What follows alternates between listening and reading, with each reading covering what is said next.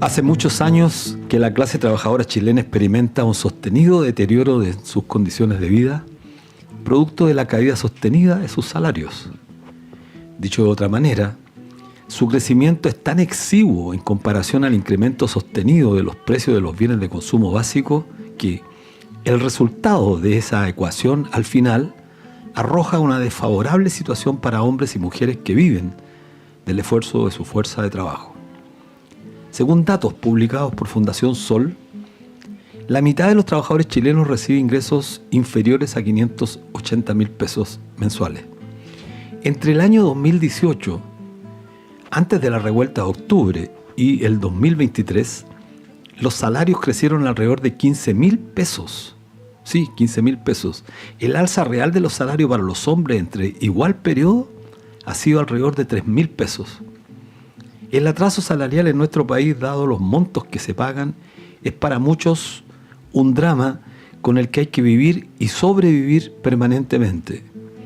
El problema es que Chile, su clase empresarial y la casta política que dirige el Estado han establecido en los hechos un acuerdo tácito: ubicar el nivel de los salarios chilenos en torno a la línea de la pobreza, incluso dependiendo del número de personas que componen los hogares, en algunos casos por debajo de esta. Salarios no indexados provocan mayores deterioros y más pobreza, y es la estrategia del sector empresarial para mantener su alta tasa de ganancia sobre la base de la explotación sistemática de la fuerza de trabajo, que se manifiesta en las negociaciones colectivas cuando se resisten y se niegan a indexar los salarios. Un dato que resulta irrefutable es que el monto establecido para la línea de la pobreza de un hogar de 3 personas es hoy día de 511.000 pesos y para 4 personas es de 625.000 pesos. Ocurre entonces que la mayoría de los trabajadores chilenos, cuyos ingresos están alrededor del ingreso mínimo, se hallan en la línea de flotación de la línea de la pobreza, e incluso muy por debajo algunos de ellos. Eso confirma que los grandes empresarios y la casta política se conforman con establecer ingresos de sobrevivencia y no de suficiencia para el pueblo chileno. Es la misma lógica que predomina para el salario devengado, conocido como pensión de vejez. La mayoría de las pensiones autofinanciadas actuales se hallan en promedio por debajo de los 250.000 pesos, es decir, equivalente a menos del 50% del salario mínimo. Y con la reciente reforma de pensiones, su aumento será marginal. Es decir, Chile, sus autoridades han establecido una suerte de acuerdo para que la inmensa mayoría de quienes viven de su fuerza de trabajo se contenten con ingresos por debajo del actual salario mínimo. Esto exige entonces replantearse desde el mundo del trabajo nuevas estrategias para abordar el debate sobre el salario mínimo. Ello debiese estar vinculado directamente a determinar el aporte real que hace el trabajo a la consecución de la riqueza en un país. De lo contrario, la desigualdad en la participación continuará incrementándose y con ello aumentará también la pobreza. El poder omnímodo que ejercen los billonarios del mundo sobre los mercados, en especial sobre los mercados financieros, viene provocando un control monopólico nunca antes visto. Eso es lo que explica la profunda concentración que se ha producido en la mayoría de las economías del mundo, y en especial en nuestro país, donde un pequeño grupo de billonarios concentra la propiedad de la mayor parte de las empresas del país, logrando utilidades muchas veces obscenas si se les compara con los niveles cada vez más precarios de los ingresos de los y las trabajadoras. Chile vive en estos momentos carencias importantes en salud, pensiones, vivienda y educación.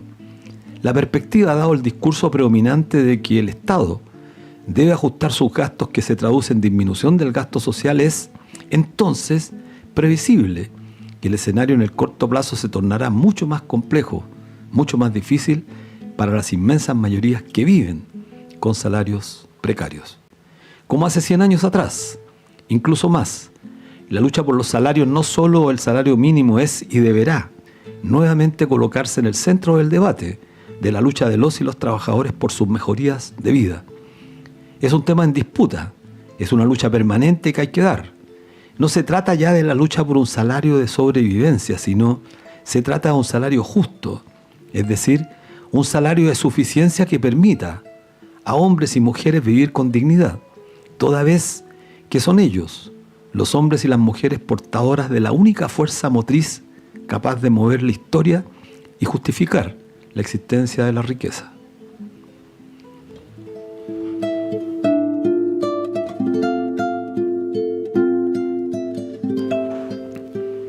Hola amigos, amigas, bienvenidos y bienvenidas a la 7ª temporada de Debate Social, la edición número 277 de nuestro programa Debate Social. Soy Luis Mesina y estamos en el 102.5 del dial FM de Radio Universidad de Chile, la radio que piensa, en su señal online y por streaming, a través de YouTube en @canal.social. No se olviden de suscribirse al canal, poner me gusta y hacer clic en la campana para que no se pierdan los programas de Debate Social, que también pueden volver a ver las entrevistas anteriores. Saludamos a quienes hacen posible esta transmisión, a la periodista Ana Muga Sáez en la dirección, a Javier Márquez en la difusión y redes, a Patricio Núñez en los controles y a Ariel Acevedo en la transmisión audiovisual. Bueno, han sucedido muchos eventos que dicen relación con el mundo del trabajo. Nuestro programa hace mucho tiempo ha señalado con bastante claridad que la preocupación mayor es tratar de que la cobertura mayor esté justamente enfocada a comentar y difundir los problemas del mundo del trabajo. Bueno, en esta ocasión, referirnos a un tema de relevancia esta semana. Los trabajadores bancarios rechazaron la eliminación del llamado feriado bancario.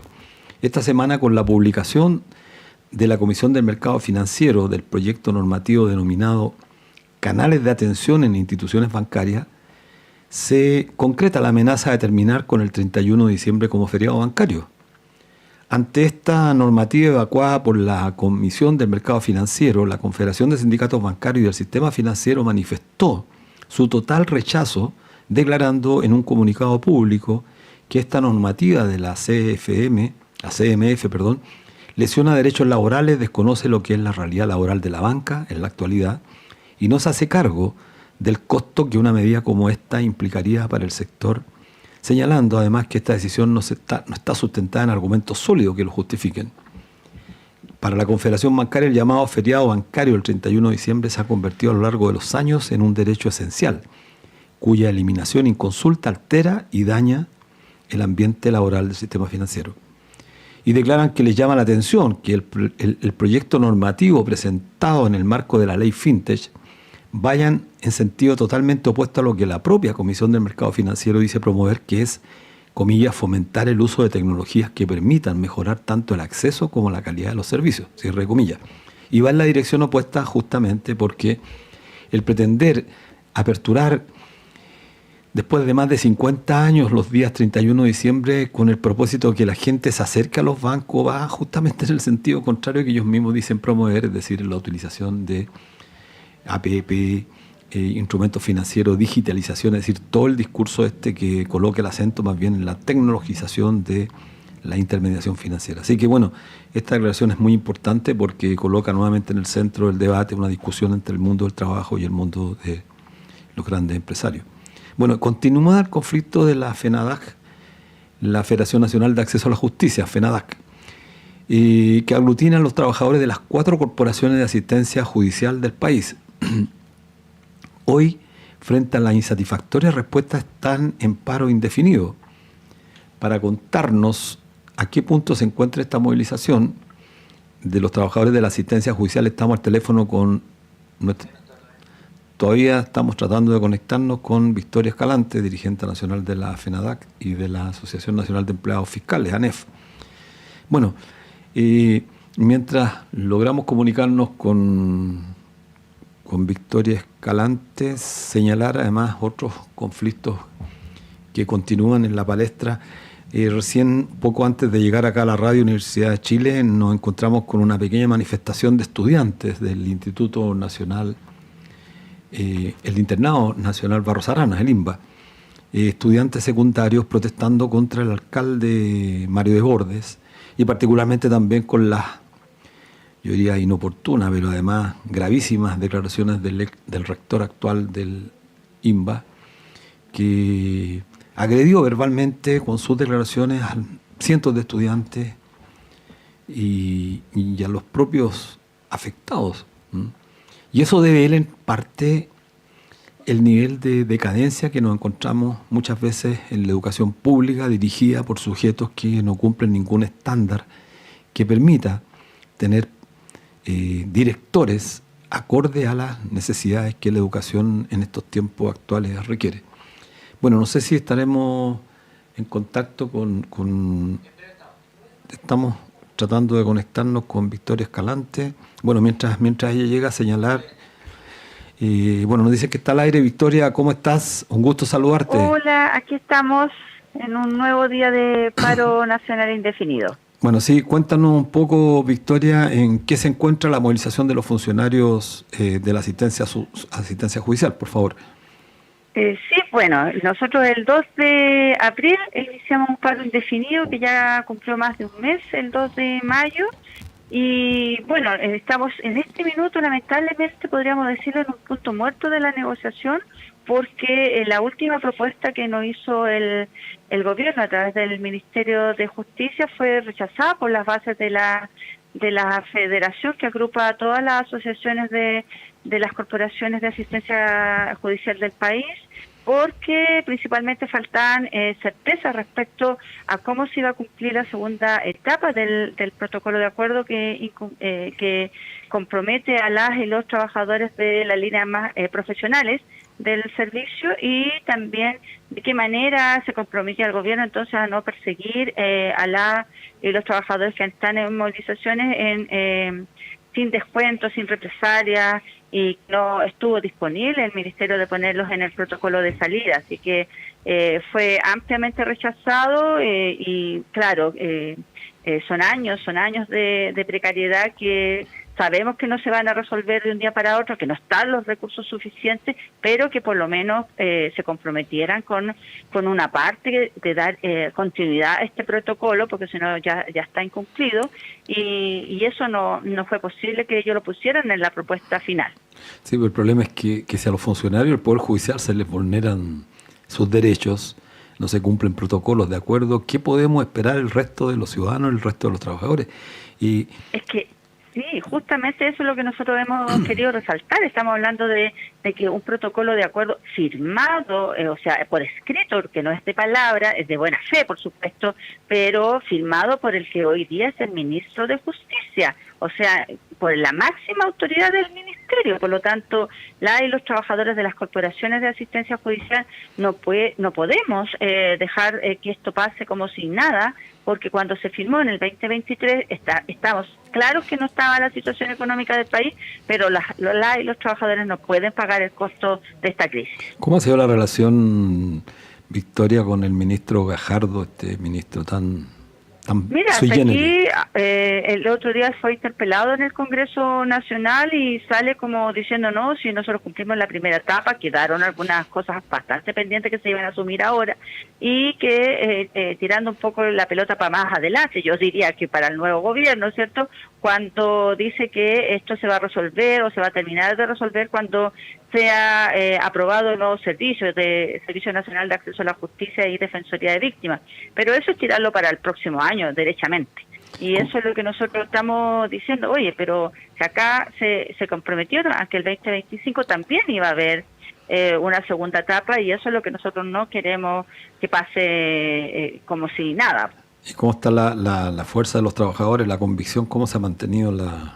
Mira, estamos más de un mes en esto, sí. Se ha mostrado bastante fuerza, unidad, pero por supuesto creemos que están jugando al dejaste, porque no es imposible que podamos estar eternamente paralizados, y por lo tanto nosotros estamos haciendo todos los esfuerzos para que esto tenga una solución política. Bueno, eso esperamos todos, pues Victoria Escalante, dirigente nacional de la FENADAC y de la ANEF. Bueno, un gusto haberte tenido en nuestro programa y un gran abrazo para usted, y ojalá que esta pelea, que a todas luces justas, se pueda ganar. Nos vemos pronto. Muchas gracias a ustedes por darnos cobertura y darles a través de ustedes todas las disculpas a la ciudadanía, pero la precarización que nosotros sufrimos como trabajadores también es la precarización con la que atendemos a los usuarios, y eso hay que resaltarlo, porque nosotros queremos un mejor servicio de mejor calidad y digno para todos y todas. Así es. Bueno, un abrazo, que les vaya muy bien. Bueno, un abrazo, gracias. Vamos al corte musical con el tema Sueldos del grupo chileno UPA y volvemos. Volvemos a Debate Social, estamos en el 102.5 del dial FM de Radio Universidad de Chile, la radio que piensa, en su señal online y por streaming a través de YouTube por @canal.social. Bueno, hoy estamos con Gonzalo Durán, economista, investigador de la Fundación Sol y académico de la Universidad de Chile, en la Escuela de Trabajo Social.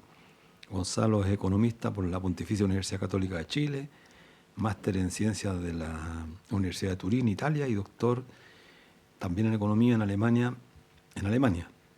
Ahí el nombre de la universidad es muy, muy alemán, así que no lo saltamos por ahora. Así que tú lo pronuncias. Bueno, muy bienvenido, Gonzalo, a tenerte en nuestro programa. Muchas gracias, Luis. Bueno, en una columna publicada, que entremos en materia porque vamos a ver salario, en una columna publicada hoy en La Tercera, no sé si la leíste, el economista Rolf Lueder, el primer viceministro que tuvo la dictadura, criticaba el aumento del salario mínimo, señalando que el mercado laboral no opera igual que el de las papas, comparado al tema de los salarios. Y yo creo que es bueno este ejemplo que él puso porque podría pisarse la cola. Dice que el salario mínimo, para que sea eficiente y surta los efectos deseados, no debe ser superior al nivel necesario para que el país goce de pleno empleo. La vieja máxima de los monetaristas. Y como en la actualidad tenemos en Chile una alta tasa de desempleo, debiera ser más bajo y no más alto que el actual salario mínimo. Hay que dejar que el mercado funcione. Bueno, a partir de los dichos de este economista, que es representativo de la élite empresarial, queremos desentrañar los factores que están involucrados en la determinación del salario hoy en Chile, pero también profundizar en qué es el salario, qué es el salario, qué refleja y cuándo podríamos hablar de un salario justo, porque, y con esto te doy inmediatamente la palabra a Gonzalo, creo que hemos caído en la trampa, yo diría casi todos, la izquierda, el sindicalismo, muchos investigadores, hemos caído en la trampa de abordar este tema sobre la base del salario mínimo, es decir, es el marco que nos colocan ellos, por ahí alrededor del salario mínimo, y no el salario justo. Entonces quería partir preguntándote eso. ¿Te parece? Sí, bueno, muy buena pregunta, Luis. El salario, cuando uno analiza qué se entiende por salario, podríamos decir que en palabras sencillas es como el precio que se establece por nuestro trabajo. Ahora, para ser más riguroso, es como el precio que se establece por la venta de nuestra capacidad de trabajo, claro, nuestra fuerza de trabajo. Y entonces ahí en ese esquema tenemos que hay personas, los capitalistas, que son los que compran esta fuerza de trabajo y son los dueños de los medios de producción, y por otro lado tenemos los trabajadores y trabajadoras que tienen que vender esta fuerza de trabajo. Y ahí, en esa interacción, se va a fijar este precio que finalmente se transforma en el salario. Ahora uno puede teorizar, analizar de qué depende ese salario. Hay múltiples cosas que pueden intervenir ahí, como por ejemplo el nivel de calificación, las habilidades, puede ser también la experiencia, también la oferta y la demanda. En ese sentido, claro, si un trabajo es, por ejemplo, único, ahí como que tú puedes tener un precio que es mayor versus uno que es muy masivo, ¿no es cierto? Entonces como que vamos a tener una población flotante, sobrante, hay muchas personas, y ahí es donde entra en juego el desempleo. Como decía este economista de la dictadura, Rolf Lueder, en el sentido de que, claro, si tenemos una mayor tasa de desempleo, vamos a tener como una presión para tener menores salarios, ¿ya? Y de qué otras cosas depende, yo diría que ahí falta algo que es lo fundamental, que es que en las economías capitalistas se asume o se supone que la fuerza de trabajo humano se intercambia por un salario y ese intercambio es libre e igualitario. Y eso es un supuesto que está muy lejos de la realidad. Sí, eso quería ahí detenerme, porque efectivamente no es baladí esta comparación que hace él con el mercado de las papas. Dice que no es lo mismo que el mercado de las papas, pero en la práctica y en el fondo ellos, la mercancía, trabajo, la consideran igual que las papas, que el precio de ese bien está determinado por el mercado. Entonces, ¿cómo opera el mercado laboral? ¿Y en qué se diferencia de los otros mercados? Porque aquí no hay la famosa libertad. Exacto, claro, ahí, de hecho, él fue profesor mío en la Universidad Católica y él claramente defendía esa postura como de que el mercado del trabajo finalmente es un mercado más. Cuando en realidad lo que estamos ahí, como expresaba, es que aquí hay un factor que es determinante, además de todo lo que dije, yo creo que es el más importante, que tiene que ver con las relaciones de poder. Así es. Que eso, las teorías económicas monetaristas, más convencionales, siempre como que lo dejan de lado, lo sacan de la ecuación, lo sacan del marco de análisis, las relaciones de poder. Y ahí en las relaciones de poder nos estamos refiriendo, por ejemplo, a que en una relación capital-trabajo, siempre el capital va a tener una relación asimétrica a su favor, porque son los que finalmente compran la fuerza de trabajo. Y ahí, por lo tanto, los sindicatos que organizan el trabajo cumplen un rol fundamental para aumentar el precio, este salario. Y mientras no tengamos sindicatos que sean poderosos y puedan mover esa balanza, en el fondo es muy poco lo que vamos a lograr para tener salarios más justos. Así es. Mira, el economista de la derecha habla de bajar el salario mínimo, bajarlo. Entonces, expliquemos bajo qué ángulo de análisis opera esta tesis. La tesis que él sostiene que en la medida que el mercado no tiene la suficiente, como te dijera, fortaleza para generar empleo y hay un periodo de deterioro de la economía, entonces tendría que estar más por debajo del actual salario mínimo. Lo que pasa es que ahí el análisis que hacen desde esa vereda es un análisis que pone en primer lugar en la ecuación, lo primero que pone es cómo se determina la tasa de ganancia empresarial. Y a partir de ahí, en el fondo, cae todo lo demás y entre ellos los salarios. En Chile hoy en día, cuando tú analizas qué pasa con el tiempo de trabajo, en una sociedad donde, por ejemplo, trabajamos 8 horas al día, de esas 8 horas con 3 horas, tú ya financiaste todos los salarios. Y el resto de las horas de trabajo, las 5 restantes, son para financiar las ganancias del empresario. La ganancia del capital. La ganancia del capital. ¿Esto qué quiere decir? Que, por ejemplo, si nosotros tenemos un salario de 600.000 pesos, un salario de 600.000 pesos significa que con esa relación que acabo de decir, el capitalista se apropia por cada trabajador en forma mensual de 1 millón de pesos. Si tú tienes un salario de 300.000 pesos, el capitalista se apropia de 500.000 pesos. Y si tienes un salario de 1 millón de pesos, el capitalista se va a apropiar de 1.666.000 pesos todos los meses. De ese nivel estamos hablando. Entonces aquí, más allá de cuando este economista, ¿no es cierto?, menciona el tema de los equilibrios macroeconómicos, lo que está poniendo en la ecuación en primer lugar es cómo se determina la tasa de ganancia del empresario. Que eso es algo que en Chile lo hemos estudiado bastante. El 1% más rico acumula el 49,8% de la riqueza. Y eso no es casualidad. Eso tiene que ver con los bajos salarios que hoy en día se pagan. Pero mira qué importante esto que señalas de la tasa de ganancia, porque esa es casi la máxima del capitalismo. Sin el aumento sostenido, no solamente el aumento sostenido de la tasa de ganancia, el capital no se explica. Y te quería preguntar sobre este particular tema porque hay una discusión y vuelvo a insistir que hay como una derrota en ese sentido de no abordar este tema de fondo. Porque lo que los trabajadores con sus organizaciones lo que debieran plantear es justamente cambiar el foco del debate y instalar la idea del salario justo. Porque ese tiene otro tipo de componente, tiene componente de carácter valórico, que le asigna una importancia mucho mayor a la fuerza de trabajo, que es finalmente la generadora de trabajo. Entonces quiero llevarte a un tema que me parece... durante el estallido social, Gonzalo, una parte del mundo empresarial realizó un mea culpa frente a la desigualdad. No sé si te recordarás tú, hasta la mujer de Sebastián Piñera dijo hay que compartir un poco. En ese momento el pueblo movilizado enrostraba su rabia. El empresario Andrónico Luxi, en esa oportunidad, fue uno de los primeros en salir y en un acto de contrición y reparación anunció el aumento del salario de sus trabajadores a 500.000 pesos de la época, que fue mucho más que 500.000 de ahora. Eso fue finalizando el año 2019. Hoy esos 500.000 pesos, como decía, valen mucho más que eso. Hoy se habla de subir el salario mínimo 1 millón de pesos para el año 2029 recién. Y esta cifra ya está generando reacciones, especialmente en la derecha económica. Bueno, y el caso de Rosluer ahora es expresión de eso.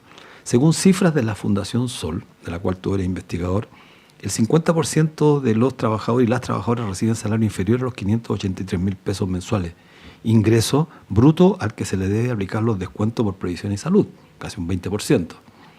Cifra insuficiente para suplir las necesidades de una familia con 3 integrantes, que tiene que ver con la línea de la pobreza. ¿Qué papel juega el salario en este caso?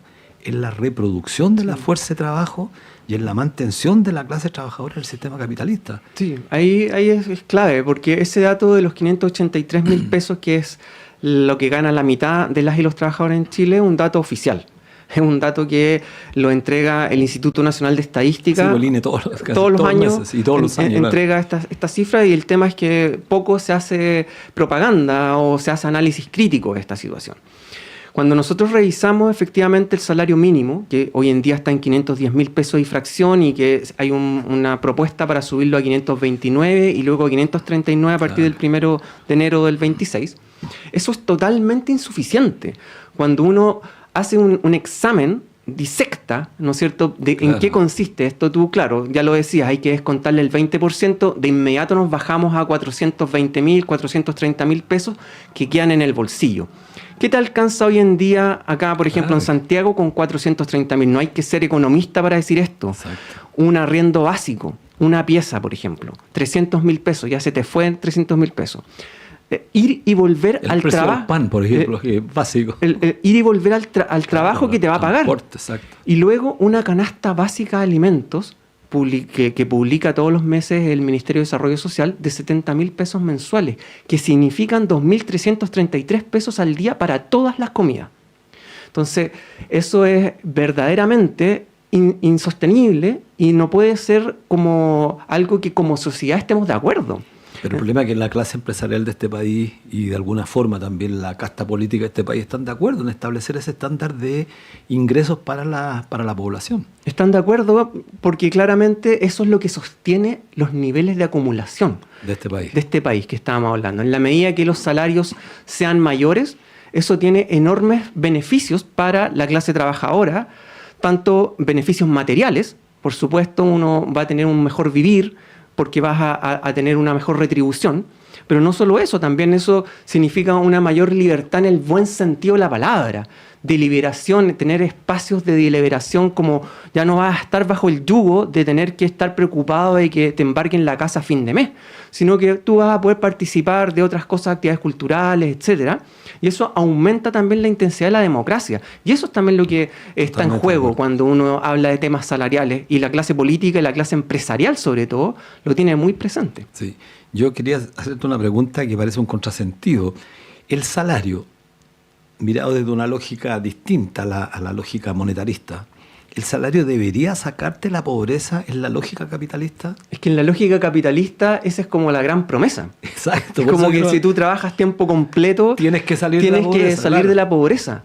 Y en realidad, como ya lo hemos visto, un salario mínimo no permite. Sí. Y los 583.000 pesos, que es lo que gana la mitad de los trabajadores y trabajadoras en Chile, tampoco lo permite. Incluso el millón de pesos que ellos Incluso el millón tampoco lo va a permitir. Entonces, ¿qué es lo que tenemos ahí?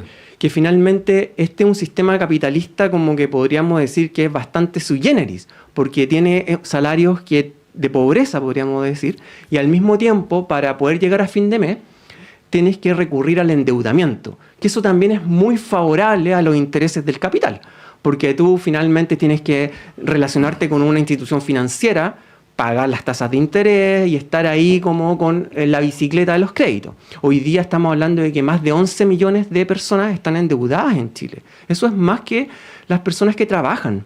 Es más que las personas que trabajan y las personas que están desempleadas. Es más que eso.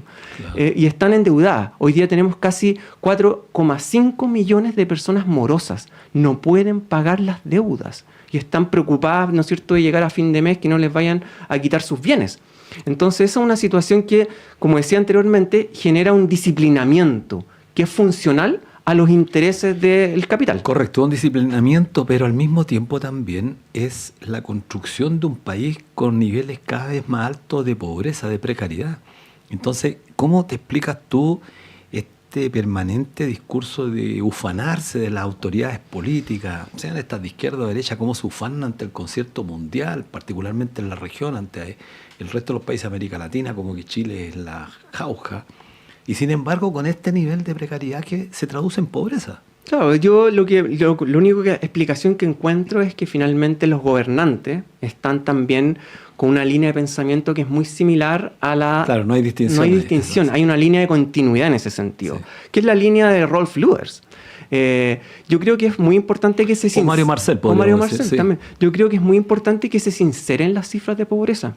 En Chile no es posible que tengamos un 6,5% de pobreza. Eso es una situación... Está ocultando.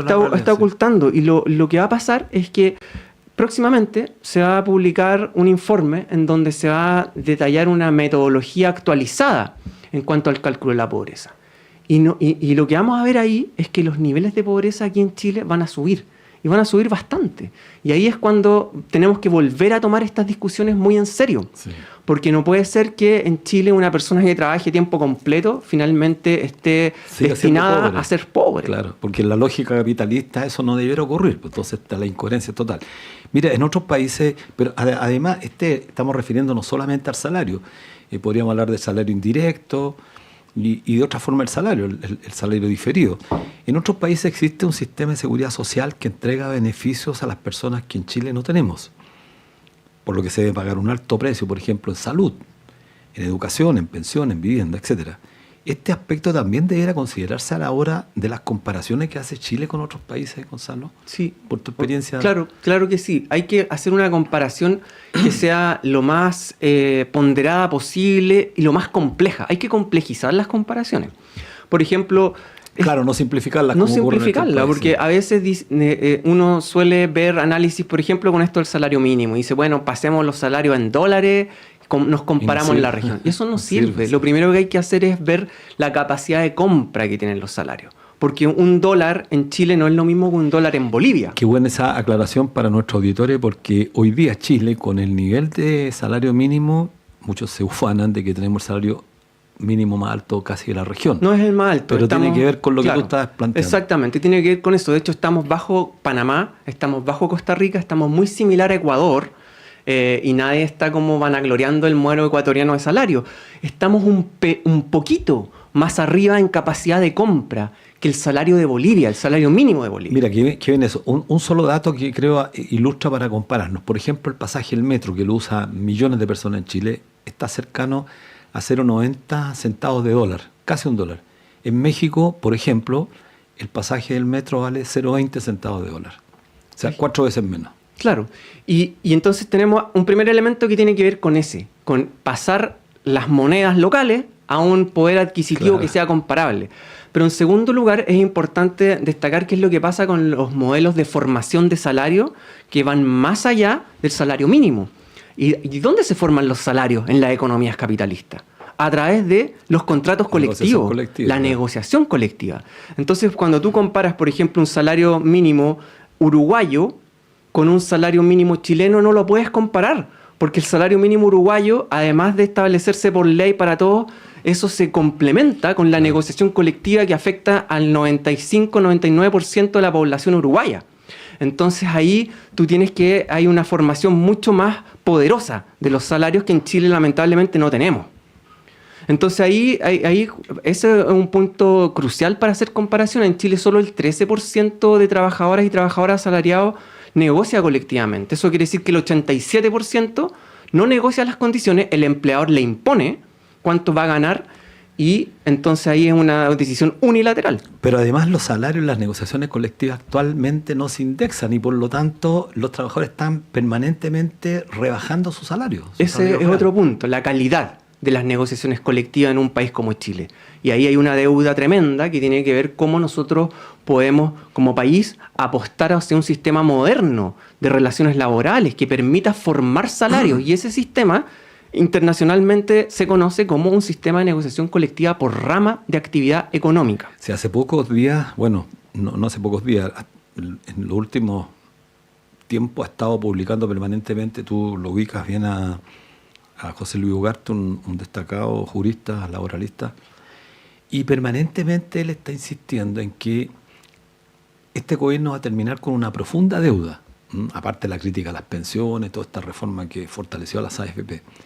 Pero, y creo que no deja de tener sentido, y tiene que ver mucho con lo que estás planteando tú, porque lo que plantea José Luis Ugarte es que no hubo ningún intento por modificar la estructura jurídica del plan laboral que impide que los trabajadores efectivamente negocien colectivamente y por esa vía, al potenciarlo, corrijan justamente este tema del salario. Es una lógica como bastante como asistencialista, ¿no es cierto? Bueno, pero como, es la lógica claro, del derecho laboral, que era pro laboral, tutelar, y dentro de la lógica capitalista. No sí, estamos hablando. No, me refiero a que el gobierno, como ha mostrado el tema del trabajo con la ley de las 40 horas, las pensiones, salario mínimo, todo desde una perspectiva de arriba hacia abajo. Claro. ¿No es cierto?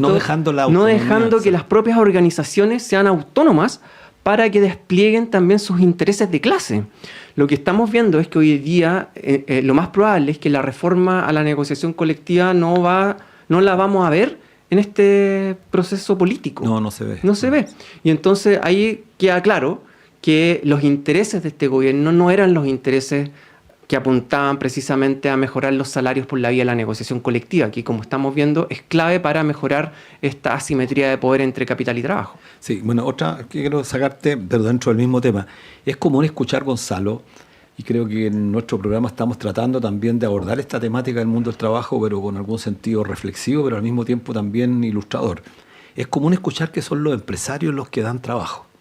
Y aquí en Chile, por lo menos, sin tal esa idea, hay que facilitar jurídicamente el escenario a los empresarios para que den trabajo. Los trabajadores no se reconocen como los creadores de riqueza en la sociedad actual. ¿Cómo se ha generado esta tergiversación en la relación capital-trabajo desde tu investigación que has hecho? Tuviste mucho tiempo afuera, entonces, porque está cambiado el eje en Chile. Sí.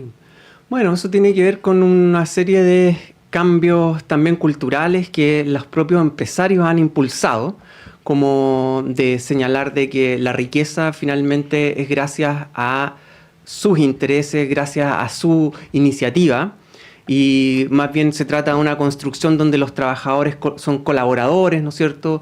Claro, cambiando todo el eje de la narrativa, y finalmente también ocultando el conflicto inherente que existe en el sistema capitalista, que es lo que estamos hablando en este programa, el conflicto capital-trabajo. Sí. El empresariado lo que busca es que eso ojalá no se vea, que el trabajador no se dé cuenta, ¿no es cierto?, que aquí se le está quitando todos los meses a una persona que gana 600.000 pesos, ojalá que no se dé cuenta que todos los meses el empleador se está apropiando de 1 millón de pesos.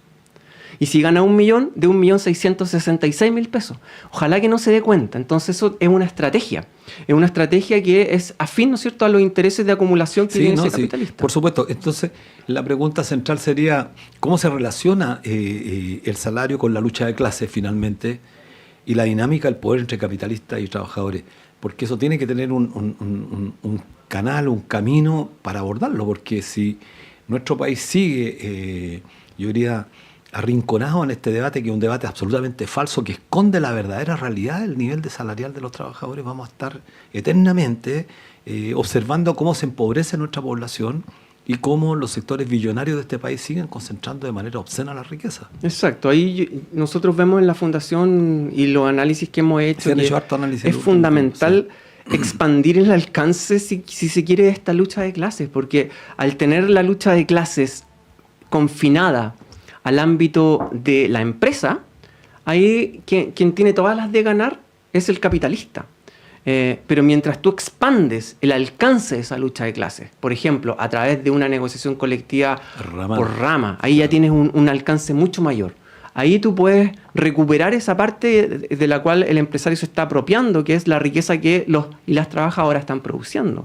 Lo mismo si tienes negociación colectiva por territorios, por ejemplo, o negociación colectiva a nivel nacional, como pasa, por ejemplo, en Bélgica, o negociaciones colectivas de mucho mayor alcance, como sucede en Alemania, claro. Y en Alemania no vemos que la clase capitalista chilena esté criticando lo que se hace en Alemania. Sí. Entonces, ahí yo creo que es importante a veces dar a conocer estas otras realidades, como también para interpelar, ¿no es cierto?, a lo que son los capitalistas locales, que muchas veces parece ser que ellos no ven todo lo que está fuera de las fronteras del país. Sí, un dato que me golpeó mucho hoy día en la mañana preparando la introducción a este programa de hoy.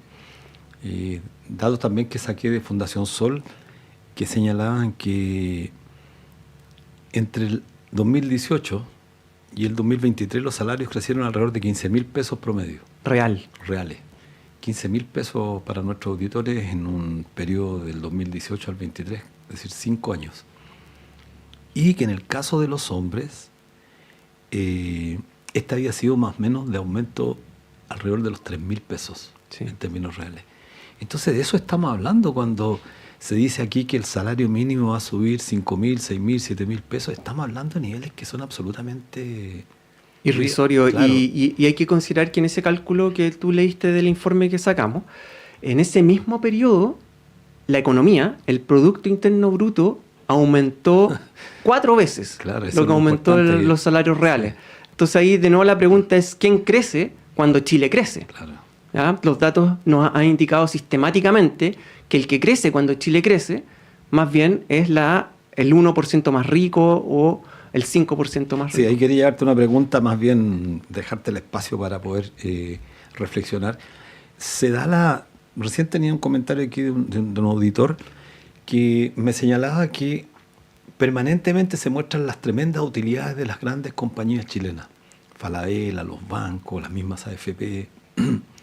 Y siempre estas grandes compañías están alegando que perdieron competitividad, siempre mostrando una parte negativa, pero las utilidades que acompañan esos balances son tremendamente espectaculares. Dime tú si esta misma práctica que existe en Chile se observa en otros países, en otras latitudes, dentro del sistema capitalista. Estoy hablando de Alemania, por ejemplo, Reino Unido, Francia. ¿Sabes, Luis, cuál es la gran diferencia que existe entre Chile, por ejemplo, y esas otras economías? Tiene que ver con cómo las empresas logran esa competitividad que tanto hablan y que tanto les gusta. Competitividad, para que nos entiendan la gente que nos está escuchando, se traduce en que la empresa puede ofrecer precios que son más bajos. Eso es competitividad. Claro. Bajar los precios para que las consumidoras, los consumidores puedan adquirir los bienes que ellos ofrecen. Ahora, ¿cómo tú puedes bajar los precios siendo capitalista? Una manera es que seas más innovador, que, por ejemplo, tus procesos sean más eficientes, que inviertas más. Pero hay otra manera también de bajar los precios y que también es efectiva para el capitalista. Y esa manera es bajando los sueldos o no aumentando los sueldos como deberían aumentar. Y eso es lo que hace el capitalista acá en Chile. Sí. Entonces, eso es lo que lo distingue del capitalista de otras partes, del capitalista de Uruguay, del capitalista de Argentina y de los capitalistas de Europa. Es un camino que podríamos decir rápido para acumular a costa, ¿no es cierto?, de competencia salarial y de mantener los salarios al límite. Es bastante prehistórica, podríamos decir. Un capitalista rasca, generalmente el capitalista chileno, un capitalista mediocre, que no innova, que no invierte en tecnología, en ciencia. Y creo que este tema no es menor, y también te invitaría, Gonzalo, a que en el futuro próximo, futuro cercano, pudiéramos darle una vuelta a este tema. Nosotros hemos señalado permanentemente, a propósito del debate que hubo en torno al tema de las pensiones y la riqueza que han obtenido los grandes grupos que se financian con el ahorro previsional, llamado ahorro previsional, ahorro forzoso, que no han generado ni un solo empleo en los últimos 5 años. La gente dirá, pero ¿cómo está? Esto es discutible. Te invita inmediatamente a una reflexión, te interpela a una reflexión. Pero lo que hemos observado en estos grandes grupos económicos que han destruido fuerzas productivas de manera sistemática, el caso de la banca, por ejemplo, Santander más de 2.000 puestos de trabajo, el Banco Chile otro tanto, etcétera, el Banco Crédito. Y si tú empiezas a mirar la minería también, como ha incorporado tanta tecnología, lo que ha hecho es desplazar fuerza de trabajo. Entonces obtienen, por la vía de la especulación financiera, pero al mismo tiempo por la mayor operatividad eficiente que logran con la tecnología, destruir empleo. Entonces, ¿dónde está el negocio para los trabajadores chilenos? Claro. Tener un capitalista que opera con esta lógica. Claro, y la paradoja más grande es que al hacer esa sustitución, ¿no es cierto?, entre lo que es trabajo humano y capital fijo, claro, todas estas inversiones, lo más paradójico es que en el mediano y largo plazo, esa misma sustitución genera que las tasas de ganancias de esas empresas vayan en el largo plazo hacia la baja. Esa es como una de las herramientas o sistemas a través del cual el capitalismo está en permanente crisis. Bueno, esa es la teoría marxista, claro, que la tasa de ganancia no puede mantenerse constante. Tiene que Y ahí entonces vuelven al ataque y ese ataque se traduce en distintos mecanismos para ver cómo pueden recuperar las tasas de ganancia, y uno de los ataques más clásicos es atacar al trabajo organizado. Sí, bueno, y muy interesante ese tema. No sé si te parece relevante respecto de la discusión que se viene con el salario, porque Fundación Sol, insisto, ha estado abordando el tema. Distintos profesionales, he escuchado hombres y mujeres de Fundación Sol abordando el tema.